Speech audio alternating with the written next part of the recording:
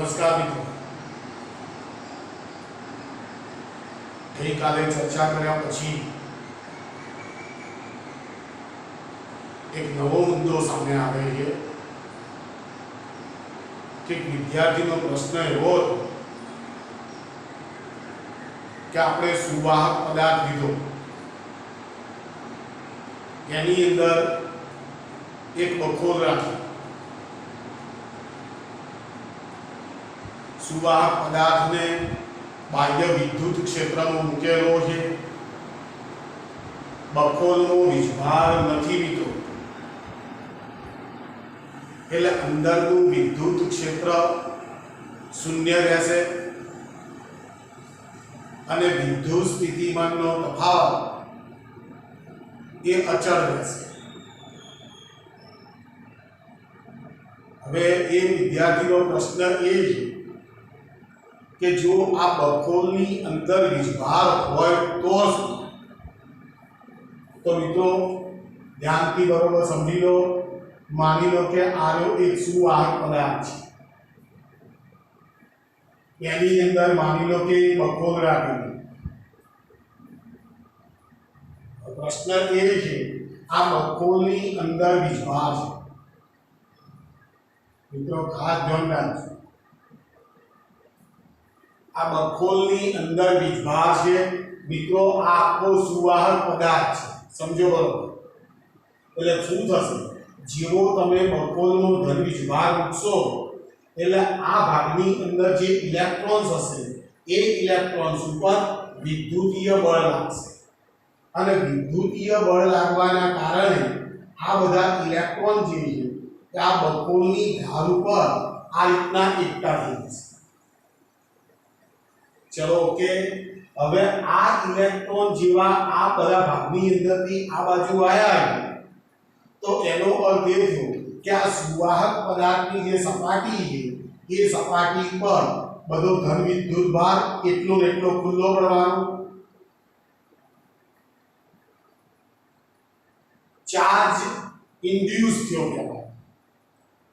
એટલે મિત્રો ખાસ ધ્યાન રાખજો, હવે તમે જો આની અંદર કોઈ ગાઉસિયન પૃષ્ઠ વિચાર તો એની અંદર તો વીજભાર હોય જ, અને માટે આ બખોલવાળા સુવાહકની અંદર જો વીજભાર હોય તો એની કિંમત તમને કંઈક મળવાની is not equal to 0। જ્યારે બહારનો જે પોર્શન છે, બખોલની બહારનો જે વિસ્તાર છે તેની અંદર v e બરાબર 0 અને v બરાબર અચળ। ચલો મિત્રો કમ્પ્લીટ। તો એક આવો એક નાનકડો મુદ્દો હતો, એટલે જરા આવા હેતુ અને આવા હેતુલક્ષી પ્રશ્નો એમસીક્યુ પ્રશ્નોની અંદર આવા ચિત્રો દોરી અને તમને પ્રશ્નો પૂછવામાં આવે છે એટલે વિદ્યાર્થીનો પ્રશ્ન બિલકુલ વ્યાજબી। મિત્રો આજે બીજી એક ચર્ચા કરવી છે જેનું નામ છે કેપેસિટર।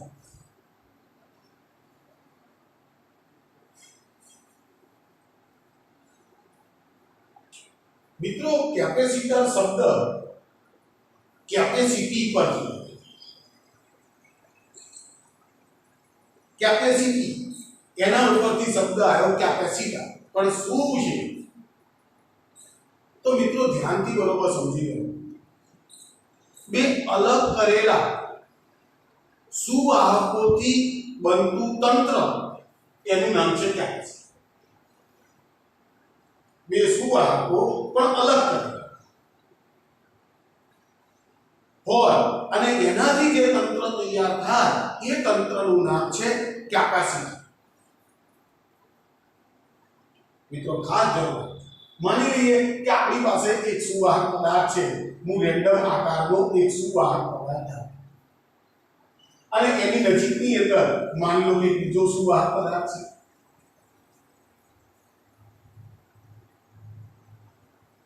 તો મિત્રો આને કેપેસિટર કહેવાય। પણ માની લો કે હું આના ઉપર બધો વિદ્યુત ભાર પ્રસ્થાપિત કરું છું, માની લો કે આના ઉપર બધો ધન વિદ્યુત ભાર પડેલો, આના ઉપર બધો ધન વિદ્યુત ભાર પડેલો, તો તો માની લો કે એની નજીક રાખેલું જે સુવાહક છે એના ઉપર માની લો કે ઋણ વિદ્યુત ભાર,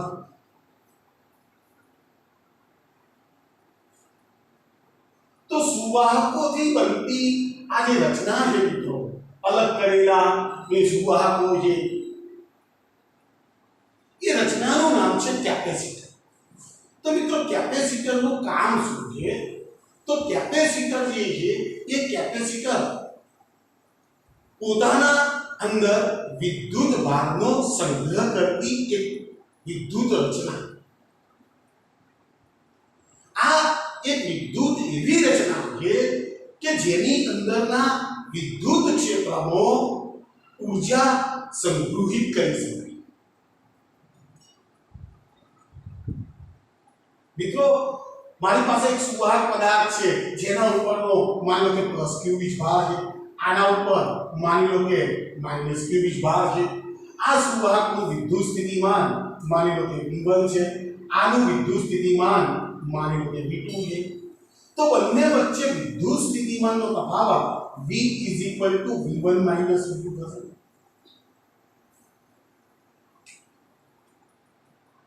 વિદ્યુત ઊર્જાનો સંગ્રહ કરતું આ એક સાધન છે. હવે મિત્રો તમે આ જે રચના મેં બોલી છે એની અંદર જો આ પોઝિટિવ ચાર્જ છે, આ નેગેટિવ ચાર્જ છે, આ પોઝિટિવ ચાર્જ છે, એટલે આની અંદર રચાતું જે વિદ્યુત ક્ષેત્ર હશે એ વિદ્યુત ક્ષેત્ર એની ક્ષેત્ર રેખાઓ તે આ રીતના હશે, આ રીતના હશે. જો મિત્રો કેટલીક ક્ષેત્ર રેખાઓ અહીં કરી આ સુવાહક પદાર્થ ઉપર જતી કરી તો એનો અર્થ બિલકુલ સ્પષ્ટ થઈ જાય છે મિત્રો કે આની અંદર આપણે એવી કંઈક ગોઠવણી કરીએ કે જેથી વિદ્યુત ક્ષેત્રમાં એની ઊર્જા જે છે એ વધારે સ્ટોર હોય. આપણો કોઈ પ્રયાસ એવો એક સુવાહક ઉપર પ્લસ q વીજભાર છે, બીજા પર માઈનસ q. મોટા ભાગના કિસ્સાની અંદર આવું વિચારવાનું આવે કે એક ઉપર પ્લસ q છે તો બીજા પર માઈનસ q વીજભાર છે. એ અલગ અલગ હોઈ શકે. વિદ્યુત સ્થિતિમાનનો તફાવત જે છે v v1 v2 મળવાનો. હવે બિલકુલ સ્પષ્ટ વાત છે કે જેમ જેમ આના ઉપર તો હું વીજભાર વધારતો જઉં તેમ તેમ વિદ્યુત ક્ષેત્ર વધતું જાય, કારણ કે E is proportional to Q. અને એ જ પ્રમાણે એનું વિદ્યુત સ્થિતિમાન is proportional to Q. વિદ્યુત સ્થિતિમાન પણ વધતું જાય. પણ મિત્રો એક વસ્તુ ખાસ ધ્યાન રાખજો કે જ્યારે હું આ સુવાહક પદાર્થ ઉપર વીજભારનું મૂલ્ય વધારતો જઉં તેમ તેમ વિદ્યુત ક્ષેત્ર પણ વધતું જાય છે, વિદ્યુત સ્થિતિમાન પણ વધતું જાય છે, પરંતુ વિદ્યુત સ્થિતિમાનનો તફાવત પણ વધતો જાય છે, પરંતુ q/v ગુણોત્તર જે છે એ ગુણોત્તર હંમેશા અચળ હોય.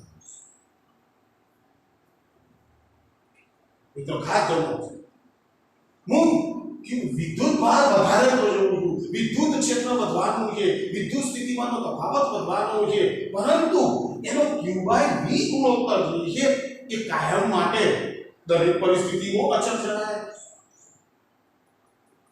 તો મિત્રો આ q/v ગુણોત્તર જે છે એને આપેલા કેપેસિટરનું કેપેસિટન્સ. તો આપણે લખીએ કે C q/v.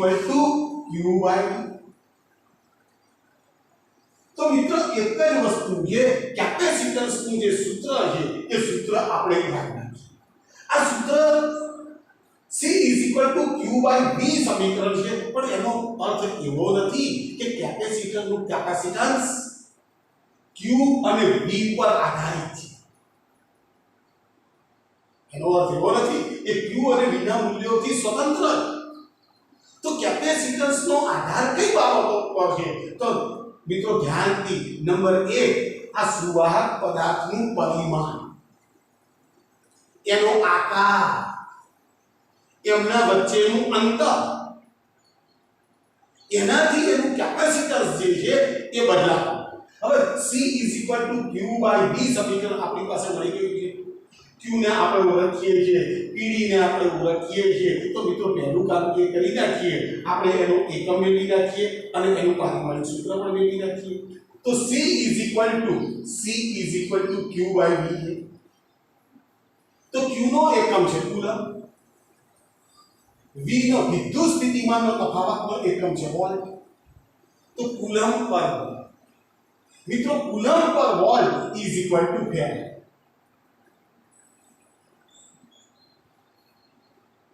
માટે કેપેસિટન્સ નો વ્યાપક એકમ ફેરાડ.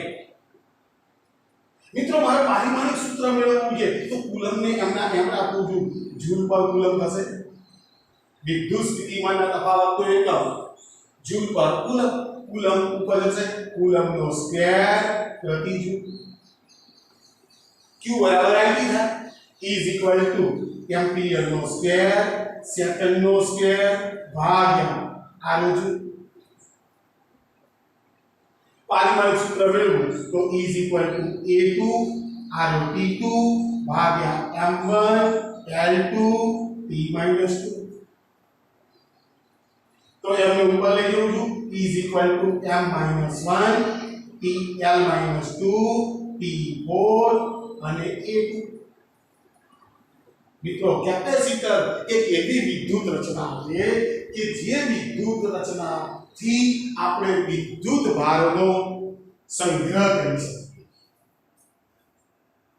અને તેનાથી આપણે વિદ્યુત ક્ષેત્રનું નિર્માણ કરીએ છીએ અને એ વિદ્યુત ક્ષેત્રનો આપણે કઈ ઊર્જા સ્ટોરેજ કરી શકીએ છીએ. એક એવું સાધન છે, એક વિદ્યુત ઉપકરણ. મિત્રો સૂત્ર પરથી બહુ સ્પષ્ટ છે, C is equal to Q by V. મિત્રો બહુ સ્પષ્ટ વાત છે કે જો V નું મૂલ્ય નાનું હોય, V નું મૂલ્ય નાનું હોય તો V ના નાના મૂલ્ય માટે આપેલા Q માટે કેપેસિટન્સ નું મૂલ્ય મને મોટું મળશે.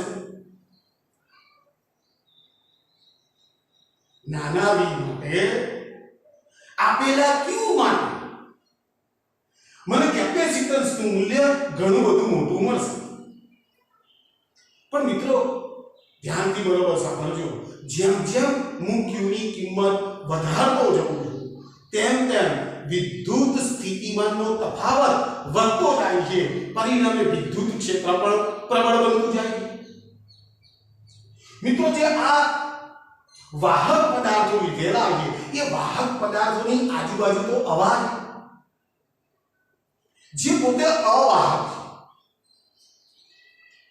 મિત્રો તમે જેમ વીજભાર વધારશો એમ વિદ્યુત સ્થિતિમાનનો તફાવત વધશે, વિદ્યુત ક્ષેત્રની તીવ્રતામાં વધારો થશે અને પરિણામે એક સમય એવો આવશે કે સુવાહક પદાર્થની આજુબાજુની જે હવા છે એ હવાનું આયનીકરણ થવાનું છે અને આયનીકરણ થવાના કારણે પેલા જે સુવાહક પદાર્થ ઉપરનો વીજભાર છે એ વીજભાર લીક થવાનો છે, જેને ડાઇલેક્ટ્રિક બ્રેકડાઉન કહેવાય.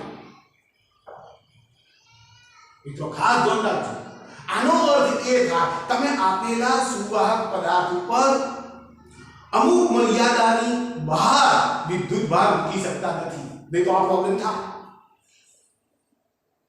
ડાઇલેક્ટ્રિક બ્રેકડાઉન સર્જાય, વિદ્યુત ભાર આપેલા સુવાહક પદાર્થ ઉપરથી લીક થવા માંડે.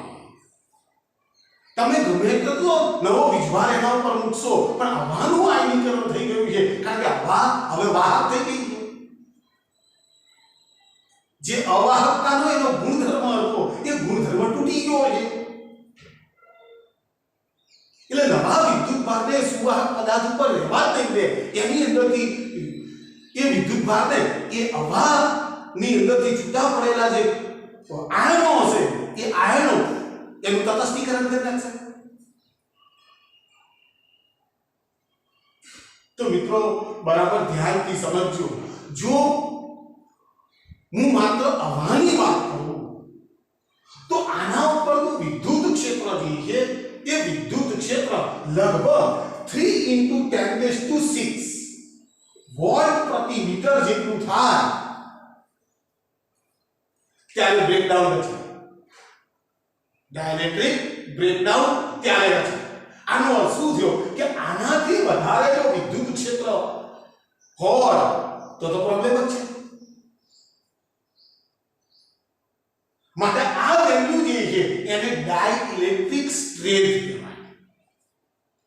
વિદ્યુત ક્ષેત્રના મૂલ્યની એક સીમા છે, એને ડાઇલેક્ટ્રિક સ્ટ્રેન્થ તરીકે ઓળખાય. અને જો 1 સેન્ટીમીટરના અંતરે બે સુવાહક પદાર્થોને મૂકેલા હોય તો એના માટે E બરાબર V by D. Therefore V is equal to E into D. 1 સેન્ટીમીટરના અંતરે પદાર્થ ડાઇલેક્ટ્રિક સ્ટ્રેન્થ મૂકી દો 3 into 10 raised to 6. 1 centimetre means 10 raised to -2 is equal to 3 into 10 raised to 4 અને આ છે વિદ્યુત સ્થિતિમાન means 1. મિત્રો આ આંકડા હવા માટે આના કરતા વધારે વિદ્યુત ક્ષેત્ર થઈ જશે તો હવા પોતે વાહક બની જશે. મિત્રો ખાસ ધ્યાન રાખજો કે વિદ્યુત કેપેસિટર જે છે એ કેપેસિટર C = Q / V સૂત્રથી મળે છે. એનું એકમ પારિમાણિક સૂત્રો આ ડાઇલેક્ટ્રિક સ્ટ્રેન્થની મેં વાત કરી. મિત્રો ખાસ ધ્યાન રાખજો કેપેસિટર એક એવી વિદ્યુત રચના છે કે જે વિદ્યુત ભારનો પોતાની અંદર સંગ્રહ કરી શકે. મિત્રો એક બીજી વાત છે કે શું એક જ સુવાહક કેપેસિટર રચી શકે? તો મિત્રો વાત છે યસ, જવાબ છે યસ. તો એ વખતે એનો બીજો જે સુવાહક પદાર્થ છે એ તમારે અનંત અંતરે વિચારવાનો. બીજો સુવાહક પદાર્થ જે છે એ તમારે અનંત અંતરે વિચારવાનો. મિત્રો ખાસ ધ્યાન રાખજો કેપેસિટરનો એકમ ફેરેડે છે. વ્યવહારની અંદર માઇક્રોફેરેડે, નેનોફેરેડે, પિકોફેરેડે વધારે પ્રમાણમાં વપરાતા હોય. વિદ્યુત ઉપકરણોની અંદર જ્યારે સ્ટોરેજની વાત, ઊર્જા સ્ટોરેજની વાતો આવે છે ત્યારે મિત્રો આ સાધન ખૂબ અગત્યનું સાબિત થયું છે. તો વ્યવહારની અંદર વપરાતા જે કેપેસિટર છે એમાંનું એક કેપેસિટર છે જેનું નામ છે સમાંતર પ્લેટ કેપેસિટર. મિત્રો માની લઈએ કે મારી પાસે આ સુવાહક ની એક પ્લેટ છે અને એની સમાંતર રહે એ રીતે એટલા જ ક્ષેત્રફળ વાળી બીજી સુવાહક પ્લેટ છે. મિત્રો આ જે પ્લેટ છે આ પ્લેટ ઉપર માની લો કે હું બધો ધન વિદ્યુત ભાર પ્રસ્થાપિત કરું છું. એ જ પ્રમાણે સામેની પ્લેટ ઉપર એટલો ને એટલો હું ઋણ વિદ્યુત ભાર પ્રસ્થાપિત કરું છું. મિત્રો માની લઈએ કે બે પ્લેટ વચ્ચેનું અંતર સ્મોલ d જેટલું છે. બે પ્લેટો વચ્ચેનું અંતર માની લો કે સ્મોલ d જેટલું છે. આ પ્લેટ ઉપર પ્લસ q વીજભાર છે, આ પ્લેટ ઉપર માઈનસ q વીજભાર. આ પ્લેટની પૃષ્ઠ ઘનતા પ્લસ સિગ્મા છે, આ પ્લેટની પૃષ્ઠ ઘનતા માઈનસ સિગ્મા. ચલો મિત્રો ઓકે. હવે આની અંદર બિલકુલ મિત્રો ખાસ ધ્યાન રાખજો અહીંયા આ સમાંતર પ્લેટ કેપેસિટર બનાવતી વખતે આ વસ્તુ ખાસ ધ્યાન રાખવાની d square is much and much less than capital A રાખવામાં આવે. d square is much and much less than capital A. capital A શું છે? પ્લેટનું ક્ષેત્રફળ. પરિણામ મિત્રો શું આવે છે કે આ d એટલું બધું અત્યંત નાનું છે કે જેથી એની કમ્પેરિઝનમાં આ પ્લેટને તમે અનંત લંબાઈનું વિદ્યુત ભારિત સમતલ ગણી શકો.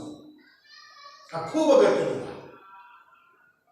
હવે આની અંદર જે વિદ્યુત ક્ષેત્ર રચાશે એ પોઝિટિવ થી નેગેટિવ આનું જે વિદ્યુત ક્ષેત્ર હશે એ સમાન વિદ્યુત ક્ષેત્ર આપણે લોકો જાણીએ છીએ કે ભાઈ આ રીતના સમાન વિદ્યુત ક્ષેત્ર દોરી શકાય? તો પ્રશ્ન શું છે મિત્રો કે મારે સમાંતર પ્લેટ કેપેસિટરનું કેપેસિટન્સ મેળવવું. તો મિત્રો અહીં ઘડી હું ત્રણ વિભાગો વિચારું છું. માની લો કે આ પહેલો વિભાગ છે, આ માની લો કે બીજો વિભાગ છે, અને માની લો કે આ ત્રીજો વિભાગ છે. મિત્રો ખાસ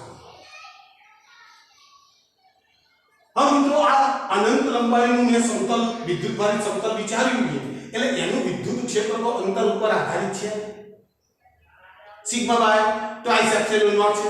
તો આ બિંદુ પાસે જો હું વિચારું તો આનું જે વિદ્યુત ક્ષેત્ર હશે એનું વિદ્યુત ક્ષેત્ર આ હશે. આ પ્લેટનું વિદ્યુત ક્ષેત્ર sigma by twice epsilon not એ આ દિશામાં હશે. અને આ પ્લેટનો જો વિચાર કરું તો આનું વિદ્યુત ક્ષેત્ર એટલું ને એટલું પણ આ હશે. એટલે બનશે એ આ એક બિંદુ પાસે sigma by twice epsilon naught minus sigma by twice epsilon naught is equal to 0. આનો અર્થ શું થાય? કેપેસિટર ની પ્લેટની બહાર આ બાજુના બહારના વિસ્તારનો વિદ્યુત ક્ષેત્ર શું છે? આ પરિણામી વિદ્યુત ક્ષેત્ર. ચલો આ બાજુ વિચાર. માનો કે અહીં ઘડી એક બિંદુ વિચારીએ તો આના કારણે મળતું જે વિદ્યુત ક્ષેત્ર હશે એ વિદ્યુત ક્ષેત્ર આ હશે, અને આના કારણે મળતું વિદ્યુત ક્ષેત્ર જે છે એ આ હશે. તો અહીં ઘડી પરિણામી વિદ્યુત ક્ષેત્ર E ડેશ, આને E ડેશ લો, આને E ડબલ ડેશ લો, is equal to sigma by twice epsilon naught, sigma by twice epsilon naught is equal to 0. પ્લેટોની બહારના વિસ્તારમાં વિદ્યુત ક્ષેત્રની કિંમત શૂન્ય હોય. હવે વાત આવી અંદરનો વિસ્તાર. મિત્રો અહીં ઘડી એક બિંદુ વિચાર તો આનું વિદ્યુત ક્ષેત્ર જે છે એ વિદ્યુત ક્ષેત્ર આમાં, આનું વિદ્યુત ક્ષેત્ર આમાં, અને આનું વિદ્યુત ક્ષેત્ર જે છે એ પણ આમ જ આવે. તો મિત્રો એનો અર્થ એ થયો કે બે પ્લેટ વચ્ચેના અવકાશની અંદર પરિણામી વિદ્યુત ક્ષેત્ર જેને હું E કહું છું તો આ પ્લેટના કારણે sigma by twice epsilon naught, આ પ્લેટના કારણે plus sigma by twice epsilon naught. તો E is equal to 2 sigma upon twice epsilon naught is equal to sigma by epsilon naught. મિત્રો ખાસ ધ્યાન રાખજો કેપેસિટરની બે પ્લેટ વચ્ચેના અવકાશ વિદ્યુત ક્ષેત્રની તીવ્રતા સિગ્મા બાય એપ્સિલોન નોટ જેટલી હોય અને એની દિશા તમે જોઈ શકો. હવે મિત્રો ખાસ હવે આપણે જાણીએ છીએ E is equal to V by D. મિત્રો આ સૂત્ર પરથી લાવ્યો તો આપણે જાણીએ છીએ E is equal to V by R. E is equal to V by D. Therefore, V is equal to E into D. E ની કિંમત શોધી કાઢો. E is equal to sigma by epsilon naught into small d. હવે sigma શું છે તો કે પૃષ્ઠ ઘનતા है, પૃષ્ઠ વિદ્યુતભાર ઘનતા है. तो सिग्मा is equal to હું q upon a મૂકી શકું. तो सिग्मा ની જગ્યાએ હું q upon a મૂકું તો q into small d a epsilon naught. તો મારી પાસે શું આવ્યું? v is equal to q up into d a epsilon naught. મને ખબર છે q upon v, q upon v means આ કેપેસિટર નું કેપેસિટન્સ થાય. તો ખાસ ધ્યાન રાખજો. તો હું v ને આ બાજુ લઈ લઉં, આ બધા બાજુને આ બાજુ લઈ લઉં. તો ધ્યાનથી મિત્રો a epsilon naught by small d is equal to q by v. અને q by v means સમાંતર પ્લેટ કેપેસિટર નું કેપેસિટન્સ. તો c is equal to આપણા સૂત્ર આવ્યું a epsilon naught by small d. મિત્રો ખાસ ધ્યાન રાખજો આપણે આ બે પ્લેટોની વચ્ચે હવા અથવા શૂન્ય અવકાશ રાખેલો છે એટલે તો એપ્સિલોન નોટ છે. શૂન્ય અવકાશની પરમિટિવિટી ક્યાં તો બહુ સ્પષ્ટ વાત છે મિત્રો કે c is equal to a epsilon naught by small d. હવે જુદા જુદા માધ્યમની પરમિટિવિટી તો વધારે શૂન્યાવકાશ કરતા તો વધારે જ હોય. એટલે જો આ કેપેસિટરની અંદર હું આવા કે શૂન્યાવકાશની જગ્યાએ કોઈ ડાઇલેક્ટ્રિક માધ્યમ ભરી દઉં તો કેપેસિટન્સની કિંમત વધારી શકાય.